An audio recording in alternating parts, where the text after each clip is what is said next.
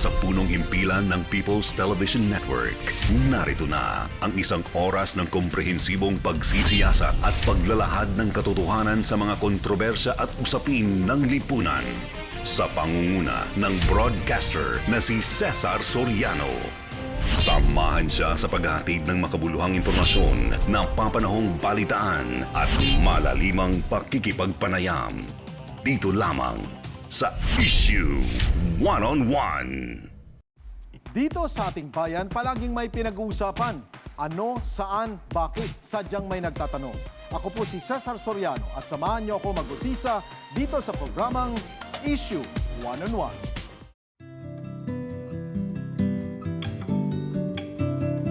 Yutang Bulahan o sa Tagalog, lupaing pinagpala. Sa dakong hilaga ng isla ng Negros, isang syudad ang lubos na ginantimpalaan ng samot-saring yaman. Pinanday gamit ang sipag at galing ng libo-libo nitong mamamayan, isang mapagpalang komunidad ang nalikha. Ngunit paano kung ang lupaing pinagpala pinasok ng dayuhang puwersa upang iwaksi ang biyaya ng kapayapaan? Nagpalakas gamit ang iba't ibang isyong panglipunan na nagdala sa mahabang panahon ng pagkalugmok at pangamba.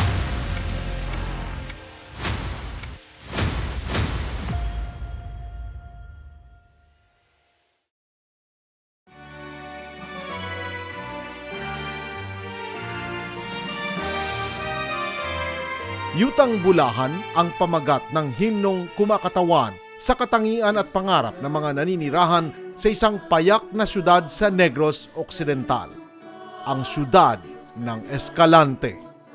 Isa sa 13 syudad ng naturang lalawigan, taglay ng Escalante City ang malawak na katubigan at luntiang kalupaan na pinagtamnan ng produktong nakakabit na sa ngalan ng Negros Occidental, ang tubo o sugar cane.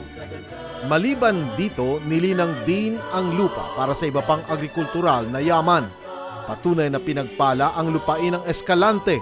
Sa mahabang panahon, nakasalalay sa lupa ang kinabukasan ng maraming Escalantehanon. Subalit sa paglipas ng taon, umusbong ang mga suliranin sa reforma sa lupa, pagbagsak ng merkado, at kawalan ng pampublikong serbisyo dahilan upang mag-alsa ang mamamayan. Madalas maiugnay sa Escalante City ang Escalante Massacre noong 1985.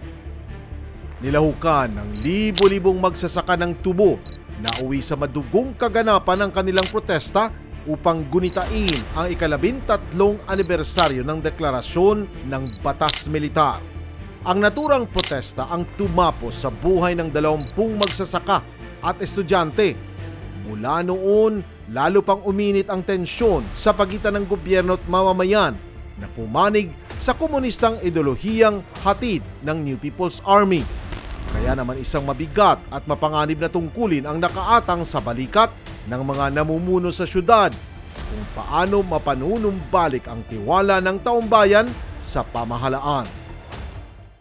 Saksi ang pamilya ng kasalukuyang alkalde ng Escalante City na si Mayor Melesio Biboy Yap sa tindi ng problema sa seguridad sa kanilang syudad.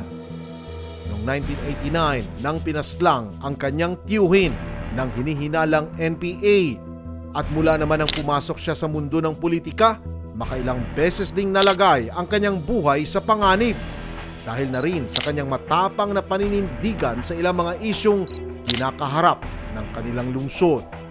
Mula nang maupo bilang mayor noong 2007, samot-saring kontrobersiya na ipinukol sa kanyang panunungkulan.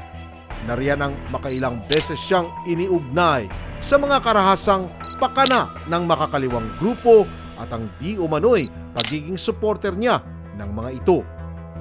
Matagumpay man niyang natapos ang 3 magkakasunod na termino bilang alkalde, batid niyang hindi patuluyang nagwakas ang problema sa kapayapaan ng lungsod. At sa kanyang pagbabalik sa posisyon noong 2019, Kumusta na kaya ang ugnayan nito sa mga tagapagpatupad ng batas? Paano nito pinagtibay ang pagtutulungan ng lahat ng sektor upang sama-samang makaalpas sa karahasan ang kanilang syudad? Diretsahan po tayo.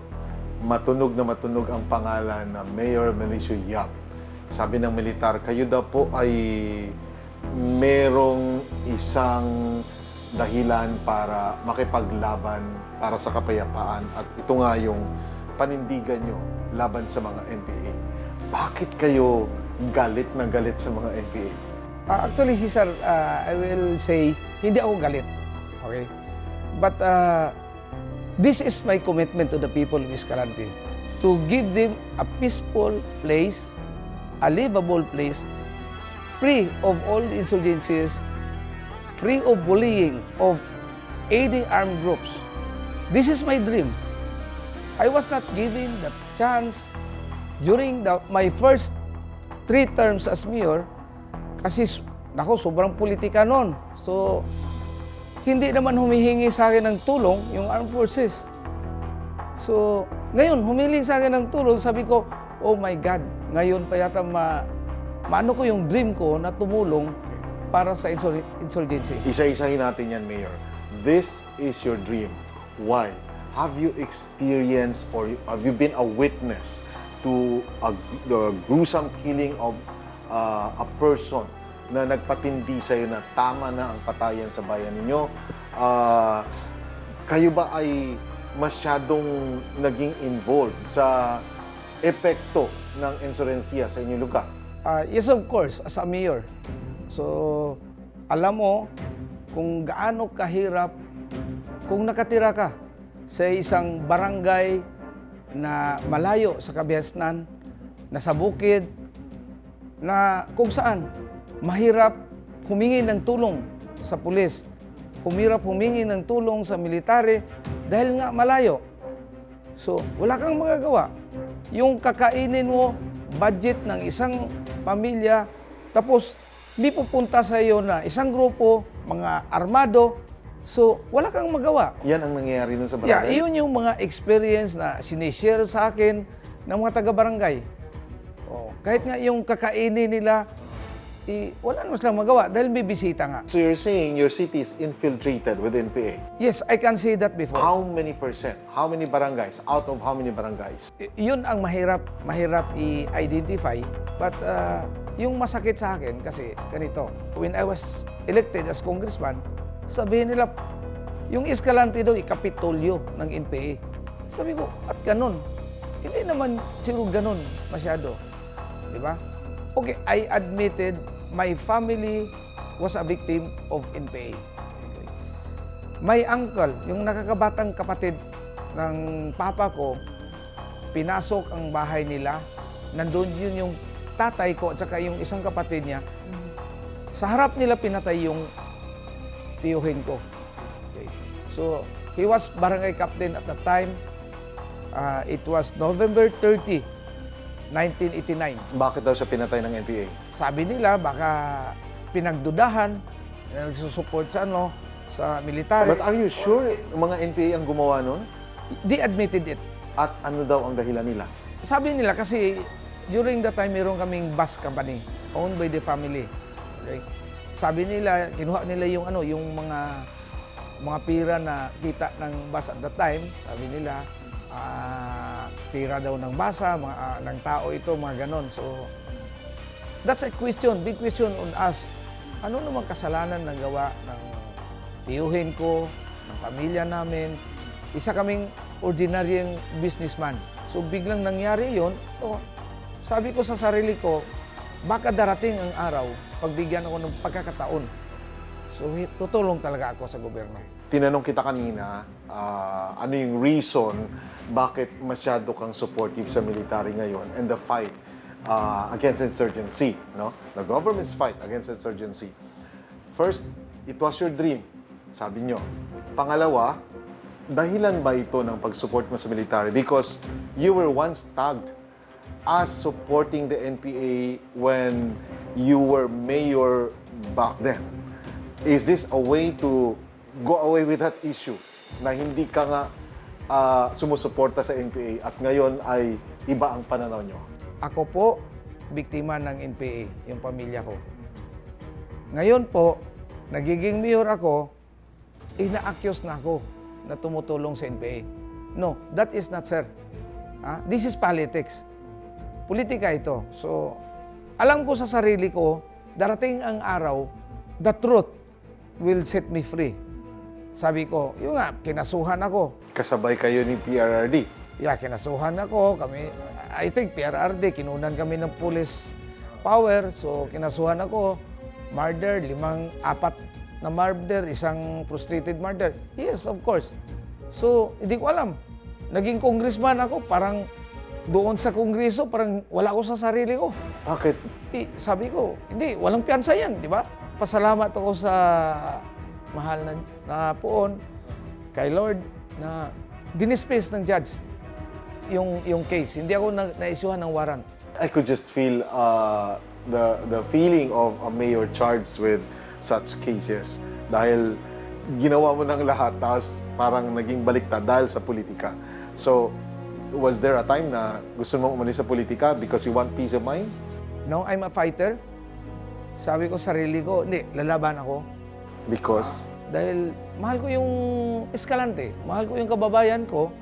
Sabi ko, kung nagawa nila sa akin ito, pwede nilang gawin sa ordinaryong mamamayan ng Escalante. Kaya sabi ko, hindi. Anyway, kung ginojoke ko nga lahat na siguro nakatikim na ako sa buhay ko except yung makulong. Sabi ko, okay lang. Basta, para sa bayan, para sa Escalante, gawin ko ang lahat. Kung yun yung magiging kahinatnan ko, then I will accept it. Kaka-graduate mo pa lang noon, Mayor, sa college nang mangyari ang Escalante Massacre. What was the lesson learned? Para sa'yo, nung kaka-graduate mo na, hanggang ngayon, ano ang leksyon na natutunan mula doon sa Escalante? Because you said, violente, grabe, madaming mga karahasan at patayan, and one of those is yung Escalante Massacre. What's the lesson learned from that? Yun, Cesar, parang miscoordination yun Di ba? So, wala namang pulis na na-assign sa Escalante na nakabaril. I think naging negative sila sa paraffin test. May rally doon, di ba? Yeah, may rally doon. So, parang humingi yung mayor ng augmentation. Dahil ayaw umalis yung nag-rally. So, tapos yung nag-augment, parang yun na, may problema na. Kasi yung usap-usapan doon na parang may birthday. Tapos tinawagan para mag-augment, medyo nakainom na. So parang ganun yung nangyari. Okay. So there was blood at naging violente. Yun na ang pagkakilala ng outside Escalante ng mga tao. Pag Escalante, magulo dyan. Yun yung unang-unang nagpahatak na magulo daw ang Escalante. So after that, what were the violence na nangyari pa na sinasabi mo, dream mo talaga na maging mapayapa ang lugar niyo? Actually, ang Escalante hindi kasing gulo compared to other cities. Kaya nga pina-fight ko talaga. Kasi halimbawa, may pinatay. Nako, boundary. Kung tingnan mo, Tuboso area, yung the next town. So, yung ginagawa ng media, sinasabi na, may namamatay naman, may pinatay na naman si Escalante. Pero if you look at that record, yung time na I was still, I think in my second term or my first term as mayor, kung tingnan mo yung record, mababa yung crime rate namin. Kasama na yung mga insurgency, krimen. Pero lumalabas pa rin, kinukontrol ang media. Lumalabas pa rin na ang Escalante is napakagulo. But if you compare to other towns and cities yung crime rate, mababa yung sa amin. So, is that the reason why you ran for mayor? Actually, yes, that was my I think on my second term nangyayari yun. Mayor na ako noon. When you were still mayor, bakit hindi mo napatahimik? Nung first 3 terms mo, bakit hindi mo napatahimik ang lugar ng Escalante? Why Why only now na sinabi mo na gusto kong bigyan ng katuparan yung pangarap mo? I wish to do that, but I don't have the support of the national government. Because of politics. Yeah, because of politics, yung pinalitan ko na mayor noon is 3 terms mayor, and then medyo malakas yung relasyon niya doon sa Philippine Army, malakas yung relasyon niya sa May ganun? sa Palakasan police. ninyo? Yes, ganun yun. Hanggang ngayon ba yung ganyan? Alam mo, Cesar, nang mag-mayor ako, hindi ako napagbigyan ng pagkakataon na pumili ng chief of police. Actually, some of my friends, sabi nila, kasi kalaban ka ni President Noy. Ang nangyari kasi noon, pumunta dito si Gibo Teodoro. So, I'm in PC. Doon, nag-campaign ako sa kanya. The next na pumunta dito is si Noynoy Aquino. James Yap is from Escalante. So, kahit hindi namin alam kung anong relasyon namin, but Tito yung tawag niya sa akin. So, sabi ko, lahat ng pamilya Yap is nagsusupport kay President Aquino at that time. Pero ako, mayroon akong obligasyon sa partido, then I'm supporting Gibo. So, yun ang nangyari. Ewan ko kung totoo na galing talaga sa taas yung instruction, pero ganun talaga ang nangyayari. So, paano mo mapapatahimik ang bayan mo kung wala kang suporta sa pulis, wala kang suporta sa military? Okay, my question now is, you were mayor for 3 terms. On that term, may nangyari ba na pag-uusap, nakakontak ka ba ng mga NPAs na, uy, kasalanan yan, hindi ako kailangan sumuporta pero ako ay inakusahan na taga-suporta ninyo? I tried to contact them, I appealed to them, sabi ko, kasi meron akong consultant dati na meron akong nakakausap na mga tao, NPA? hindi naman sila umamin ng NPA. Ngayon ko lang nalalaman na NPA. Ngayon ko lang kasi sabi na ng na because of LCAC. Okay, so nakausap mo sila. Anong sinabi nila? Yun lang, panghihiling sa'yo ng parang, halimbawa, may rally. So, meron silang hihilingin na solicitation na kahit man lang pangbayad sa bus, maghahatid sa kanila, mga ganon. You must have learned a lesson also in your 3 years as mayor kasi sa galawan ng politika. Pero ngayon nag-iba na. Ang militar ay wala ng duda sa iyo. Ang tanong ko, sa yung strong support sa military ngayon, binantaan ka ba? Tinakot ka ba? Merong maraming threat sa iyo? At meron bang hiningi sila na hindi ka nagbigay? Sasagutin po yan ni Mayor Melesio Yap pagkatapos po ng ilang paalala. That was a hot topic noong 2019 when I was a brigade commander sa Negros because I warned the same. Ang hamon nila, sir, ilabas niyo yung listahan. Listahan ng mga sumusuporta nagsusuport sa NPA o sinusuportahan ng NPA kasi dalawa yan eh. So they can be the one supporting or the other way around, the NPA supporting them for their cause, di ba? Kasi bayad sila eh. So, I can confirm that kung based on the 2019 experience ko lang, I had the list eh. Ang importante lang, malaman ng mga politikong ito na alam namin. So alam nyo na kung sino kayo, tigilan nyo na yan. So yun lang yung aking mensahe noong 2019. I think that's the same case now na sinasabi ni SILG na may mga nagsusupport at huwag gagawin yan dahil yan nga ay labag sa batas.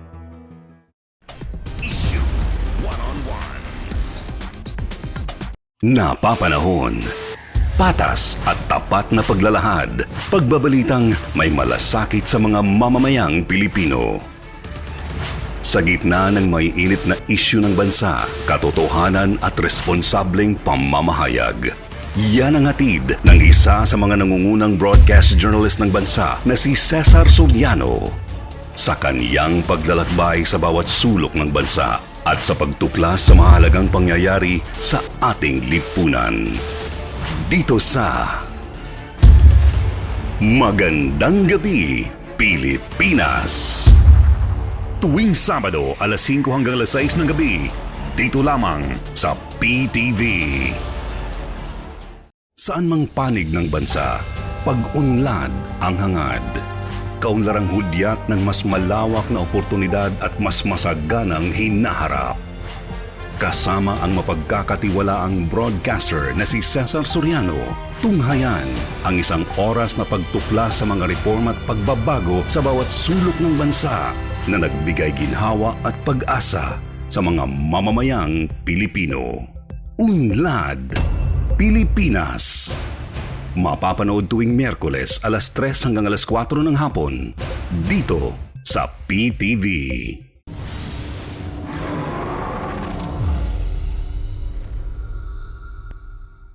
Mula sa punong himpilan ng People's Television Network, narito na ang isang oras ng komprehensibong pagsisiyasat at paglalahad ng katotohanan sa mga kontrobersya at usapin ng lipunan. Sa pangunguna ng broadcaster na si Cesar Soriano. Samahan siya sa paghahatid ng makabuluhang impormasyon, napapanahong balitaan at malalimang pakikipagpanayam. Dito lamang sa Issue One-on-One.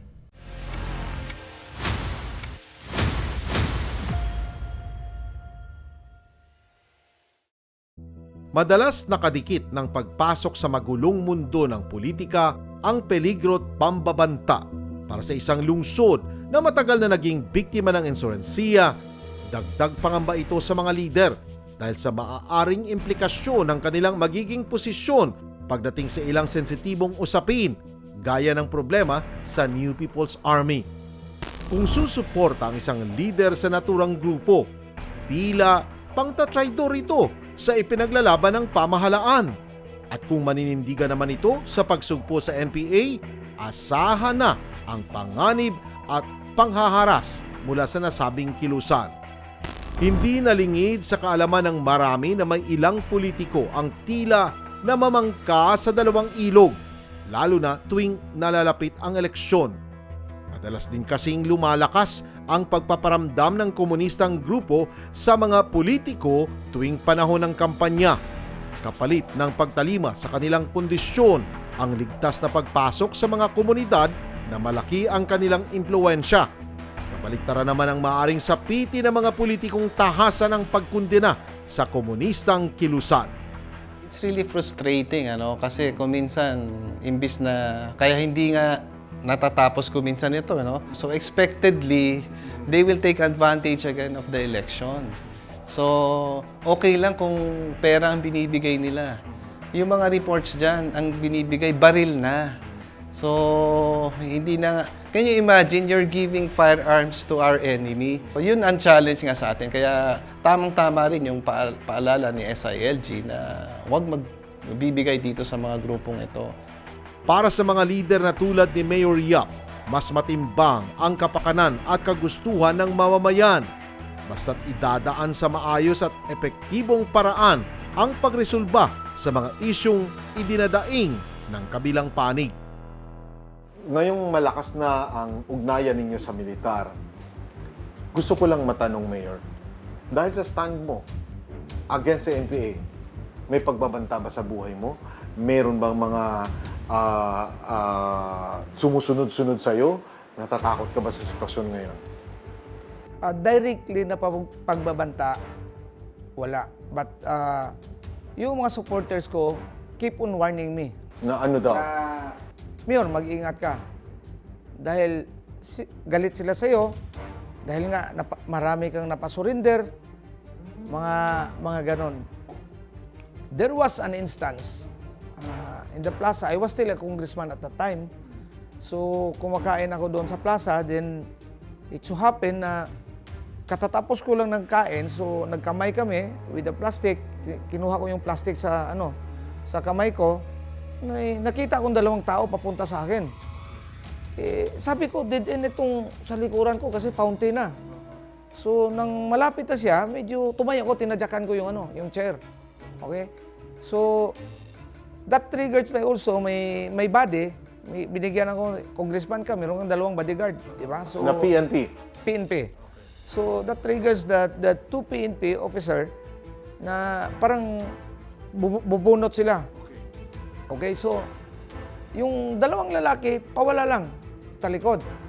So, balak sanang i-confront. Ng PNP. Oo. Kaso maraming tao. At that time, mayroong atang championship ata ng basketball sa plaza. So, I told them, no, let's get away. So, umalis kami. Pag alis namin, hindi pa ako nakarating ng bahay, ang dami ng text.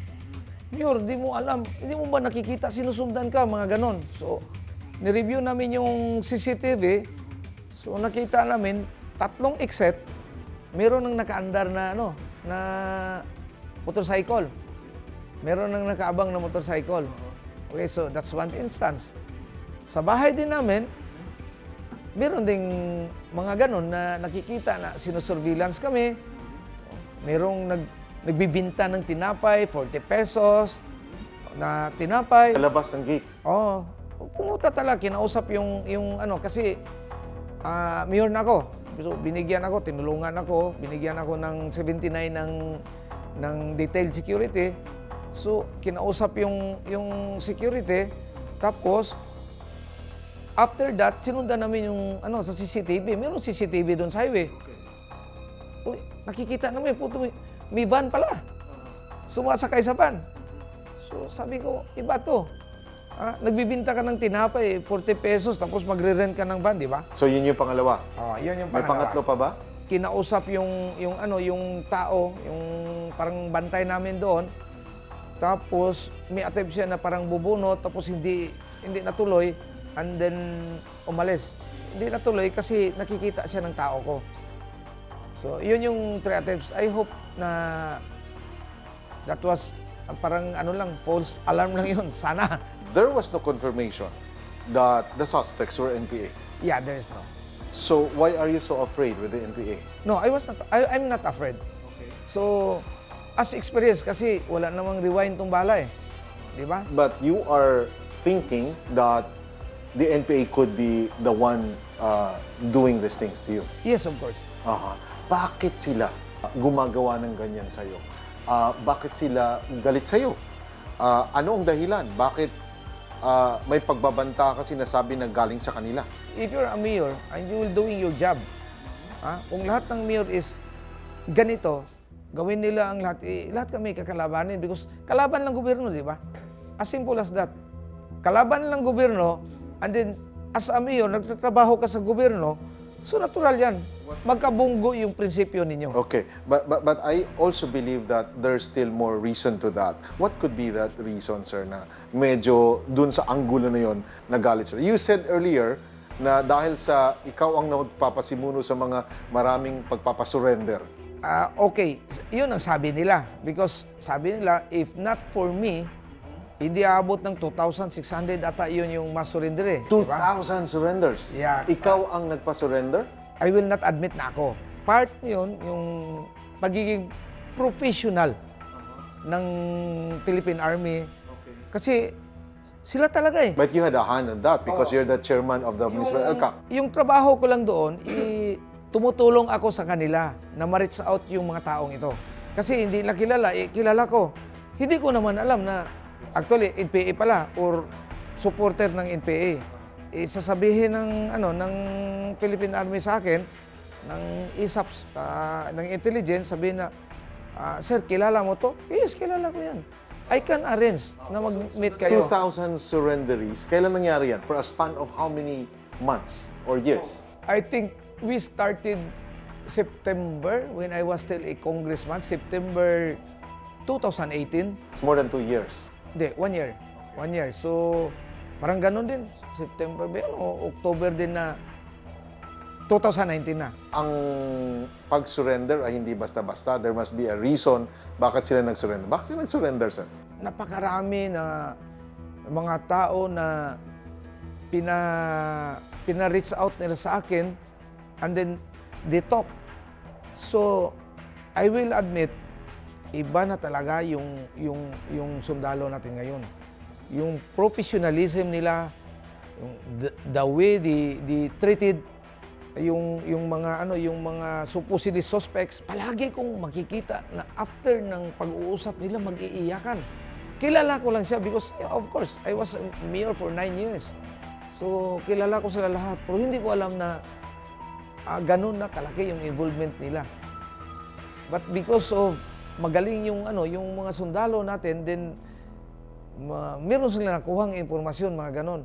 Now that you're mayor, what are your programs to sustain the momentum na kailangan mag-surrender pa ang marami mga NPA sa bundok at finally, to join the government? For me, it's that simple lang. Yung kailangan, we will bring the people nearer to them.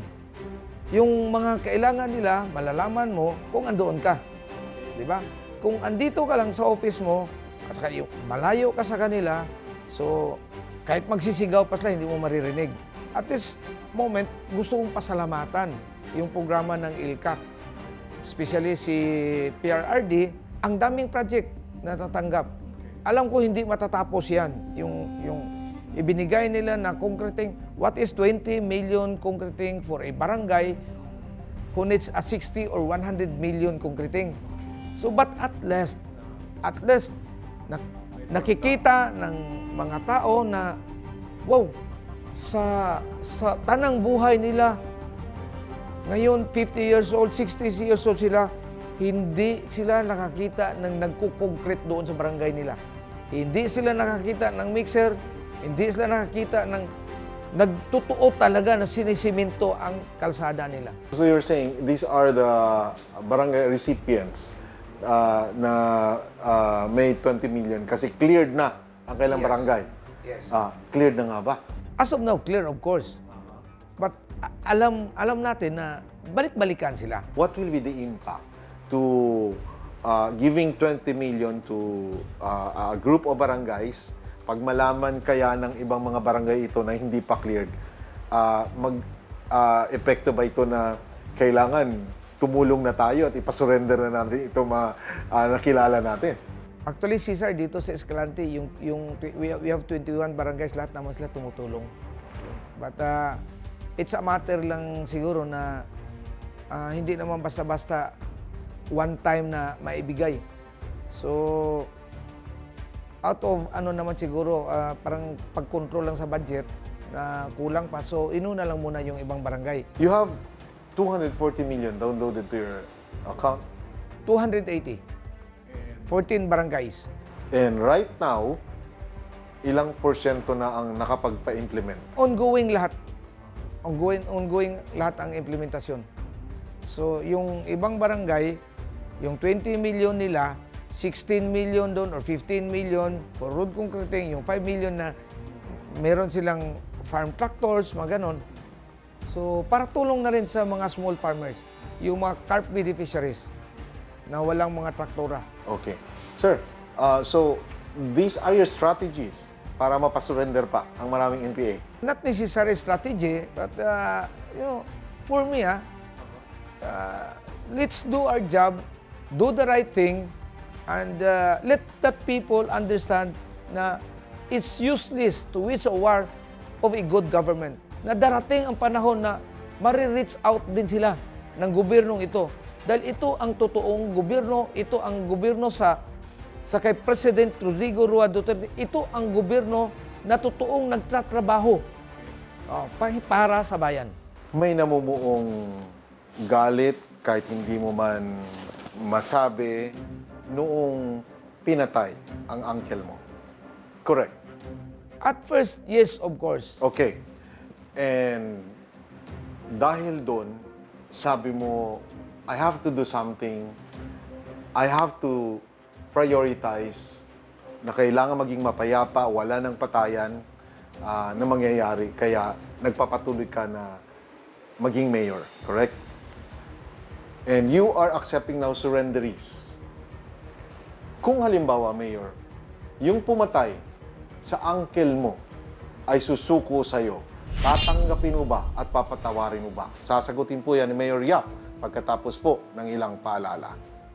Nakita niya naman na wala nang patutukuhan naman ito sa mga NPA. Ito naman naggugulo sa lugar niya sa City of Escalante. So all out siya yung kanyang support sa efforts natin. Ang aming batalyon doon nagkakaroon ng security arrangement sa ground para ma-secure din namin yung yung lugar niya. Itong mga information, sabi ko nga, pag binigay, nakarating sa amin, pag inaksyon na namin, naka-counter kagad namin yung efforts na maka-recover. So, pag naramdaman niya ng tao, alam ko ramdam din ni Mayor na ready kami sa any attempts, no, na bumalik. Nakailang attempts na nahuli. Ang area naging inhospitable na sa kabila. To Mayor Biboy Yap, sir, maraming salamat sa suporta nyo. Yung nangyari dito sa ating area, hindi namin magagawa ito kung wala ang suporta nyo. Makakasa po kayo, sir, na yung 79IB, lagi po sumusuporta sa inyo sa programa nyo para sa kapayapaan at kaunlaran ng Escalante at ng buong Negros Occidental, sir. I think, and I support the LCAC. I think we have seen the benefits. Ito lang yung 20 million for every barangay free from insurgency. That's really big, especially for barangays from the provinces. At no time have they ever held 20 million at a given time. Ang laking bagay yan. Talagang very big contributory yan. So that inspires our barangays. No? So this is one program that I wish will be continued, irregardless of the who or what administration is next, because maraming matutulungan. When there is development in the barangay, even just for concreting of roads, ang laki ng impact. Issue One-on-One. Napapanahon. Patas at tapat na paglalahad. Pagbabalitang may malasakit sa mga mamamayang Pilipino. Sa gitna ng may init na isyu ng bansa, katotohanan at responsableng pamamahayag. Yan ang hatid ng isa sa mga nangungunang broadcast journalist ng bansa na si Cesar Soriano. Sa kaniyang paglalakbay sa bawat sulok ng bansa at sa pagtuklas sa mahalagang pangyayari sa ating lipunan. Dito sa Magandang Gabi, Pilipinas. Tuwing Sabado, alas 5 hanggang alas 6 ng gabi, dito lamang sa PTV. Saan mang panig ng bansa, pag-unlad ang hangad. Kaunlarang hudyat ng mas malawak na oportunidad at mas masaganang hinaharap. Kasama ang mapagkakatiwalaang broadcaster na si Cesar Soriano, tunghayan ang isang oras na pagtuklas sa mga reforma at pagbabago sa bawat sulok ng bansa na nagbigay ginhawa at pag-asa sa mga mamamayang Pilipino. Unlad Pilipinas. Mapapanood tuwing Miyerkules alas 3 hanggang alas 4 ng hapon dito sa PTV.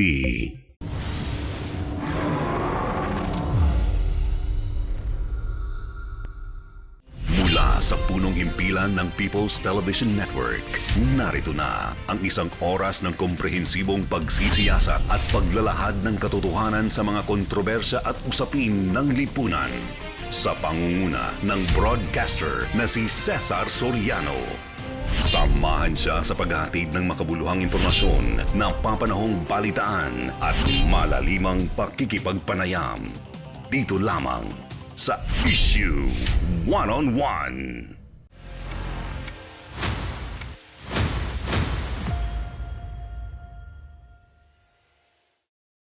Masasabing bumaliktad na ang sitwasyon ngayon kumpara sa unang panunungkulan ni Mayor Yap bilang alkalde ng Escalante City. Ngayon, katuwang niya na ang iba't ibang sektor ng pamahalaan, partikular na ang pulis at militar sa pagpapaigting ng seguridad sa syudad. Sa pagtutulungan, mabilis na nalagas ang bilang ng mga sumusuporta sa makakaliwang kilusan. At ngayoy, nabigyan ng panibagong pagkakataon na makapamuhay ng matiwasay. Ang iba'y napagkalooban pa ng tsansang maglingkod din sa pamahalaan. Ito ang pangarap ni Mayor Biboy para sa kanyang kinalakihang tahanan, ang makabuo ng pamayanang malaya sa pangyuyurak ng karapatan at kasakiman.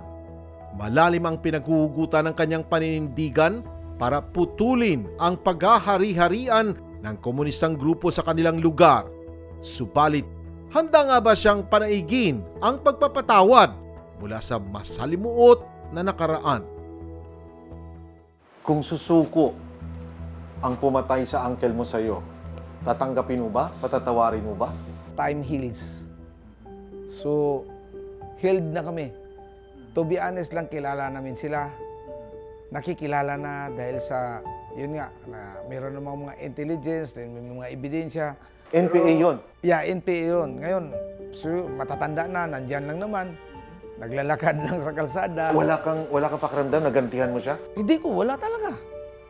Kung minsan nga, one way or another, nakapagbigay ako ng tulong, hindi na alam na ako palang tumulong. So parang sabi ko, hindi naman silang kalaban eh. Hindi silang kalaban. It's the organization. Pero pinatay yung Yeah. uncle mo. He Because- should be charged in court. But ginamit sila. Ginamit sila ng organisasyon. So, pag gaganti ka, walang katapusan ito. Di ba? So, tinatanggap namin. Kaya nga sabi ko, magtatrabaho tayo para wala nang matulad sa pamilya natin na magiging biktima. Wala nang gantihan.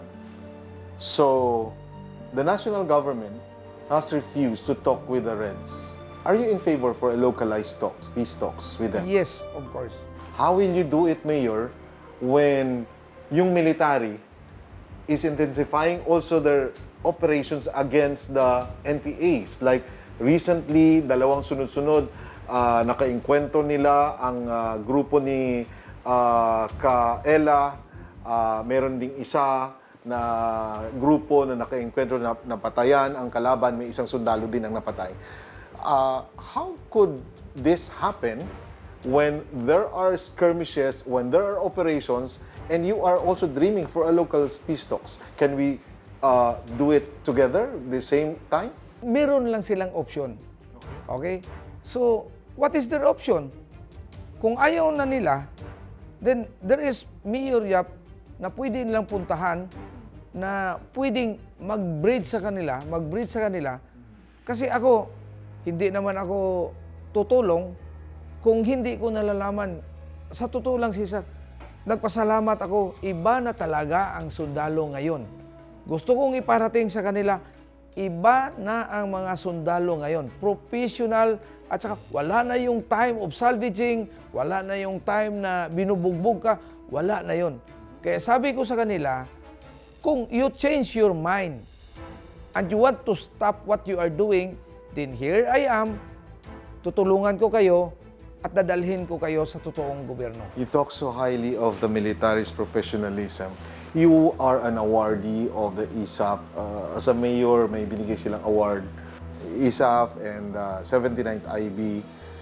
How does it feel na maging awardee kayo? I'm proud of it. I'm very, very proud of it. But I'm not fulfilled. Kasi gusto ko talaga na matapos na talaga ito. Nakakalungkot. Meron pang namamatay. Meron pang natreaten.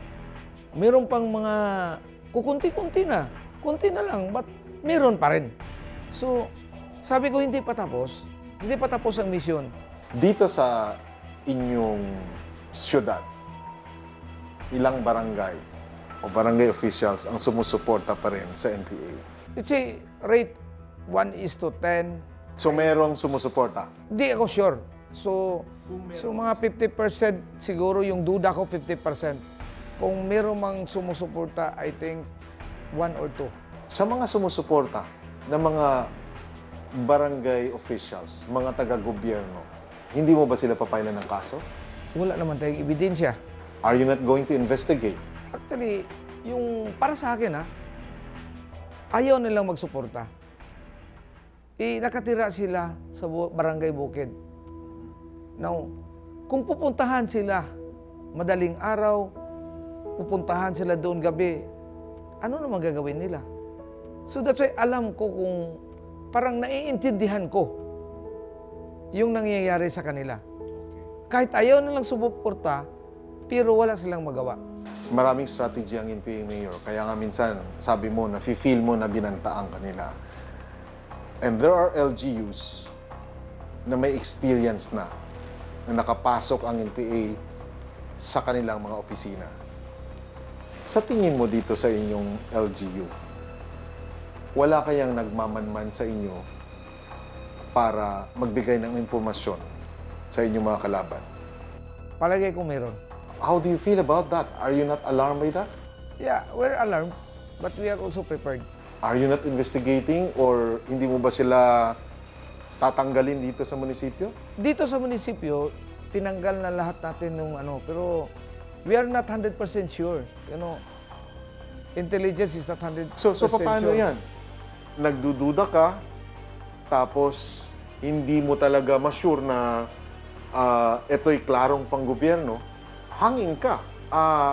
Lumalakad ka sa isang palasyo na may mga mata na pwedeng right there and then ay tutuklaw sa'yo at may mangyari sa'yo. Yung mga pinagdududahan natin, inaasahin natin sa isang lugar, sa isang departamento na wala silang makukuhang informasyon. At saka, nandiyan naman yung suporta ng sundalo sa atin, so may naman din sila. Sinusundan din sila. And honestly, Cesar, siguro kung wala yung 79, baka matagal na akong patay. So, Kaya nag-file ka ulit pagka-mayor? I really have passion ko talaga ito, di ba? So gusto ko talaga ito. I'm not hypocrite, gusto ko talaga itong mag-serve. Mayor, nagpasalamat ka kay Pangulong Duterte dahil sa kanyang all-out war against the NPA, diniklara niyang terorista, and support niya sa LCAC, maraming proyekto, tulong sa inyong mga barangay. Yes. My question is, in the year 2022, bababa na ang Pangulo, ang tanging Pangulo na gumawa ng ganitong klaseng giyera na sa tingin mo ay nagpahina sa insurensiya sa ating bansa. Hindi ka ba worried na bababa na ang Pangulo? Baka babalik na naman tayo sa zero. Baka kung ibang presidente, hindi masustain ang momentum ng kung ano man ang nagawa ngayon. Worry na worry ako. Kaya nga, Worried na worried ka dahil? hindi pa natapos ni PRRD yung trabaho. Okay. So, worry ako na baka yung pumalit, hindi niya ipagpatuloy yung trabaho. Kaya sabi ko, lalaban tayo, then I will support whoever candidate na makita ko na pwedeng mag-continue sa trabaho ni PRRD. At ano yung trabaho na yun? Yung trabaho na tapusin yung war on drugs at saka war on insurgency. Kung nakikinig man si Pangulong Duterte ngayon, meron kang gustong sabihin. Gusto mo bang humingi pa ng tulong para sa mga barangay na naapektuhan sa Rancia? Gusto mo bang humingi ng tulong para sa mga kabuhayan ng iyong mga makihirap na kabarangay? Mayor Duterte, sir, trabaho ko, daghan kang problema, daghan kaig nangayo ng mga proyekto, pero basig naapa kay mahatag si Escalante, dako na kaya namong pasalamatan. Ako, kanunay kong magtrabaho, saludo ko nimo, ang tanan nimong gipanghimo para gyud sa katawhan. Nakaibaw ko nga sakripisyo pod sa imong edad kapoy nakakaron, pero gihimo nimo ang tanan para malibre ang katawhan ug matawhay ang atong lungsod. May mensahe ka ba sa mga NPA na nasa bundok pa ngayon? Sa mga amigo na to, ng mga NPA, mga supporters, pila na katuig, dekada na nga away. Wala ni paingnan. Remember po, kahit patayin nyo kami, patayin kayo mapatay, pareho tayong Pilipino. Lahat tayo Pilipino, walang patutunguhan ang pakipag-away. Kaya para sa akin, humingi kayo sa gobyerno ng tulong. Ang gobyerno ngayon is preparado para tumulong sa iyo. Please, itigil na natin ito.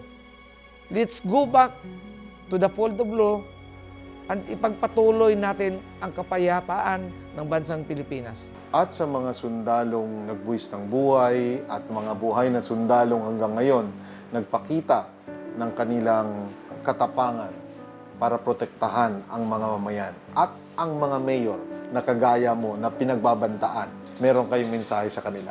Yes, sa mga sundalo po na nabubuhis ng buhay sa kanilang pamilya, so saludo po ako. Habang buhay po na magiging utang na loob ng buong bayan, yung pagsakripisyo ng inyong mga kamag-anak. Sa mga mayors po, sana lahat tayo tumulong. Hindi lamang obligasyon natin ito, kundi para po to sa buong bayan. Sana po magpatuloy ang magandang gawa, high standard na professionalism ng mga sundalo natin. Nasa inyo po ang aking pagsaludo. Now that you're telling me that, my last question is, paano mo ipinagdasal yung sarili mo na maligtas ka at may pagpatuloy at magawa mo lahat ng mission mo na ibinigay ng Panginoon? Sabi ko kay Lord, so I'm doing this for the people of Escalante, but then I will submit myself. Kung ano man yung mangyayari sa akin, sabi ko, Lord, ikaw nang bahala sa akin. And I trust the Lord. I know He will protect me because I am doing this for the people of Escalante.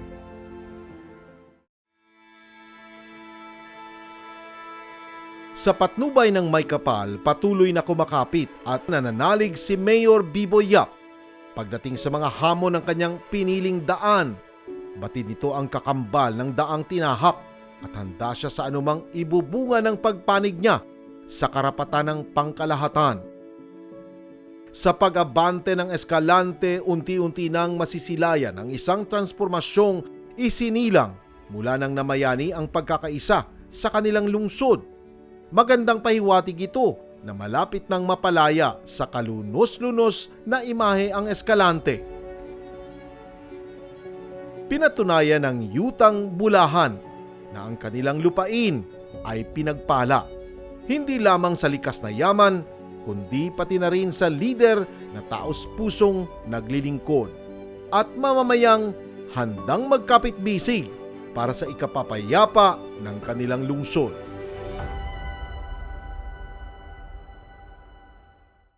Hanggang sa muli, ako po si Cesar Soriano. Maraming salamat at ito ang Issue 1-on-1.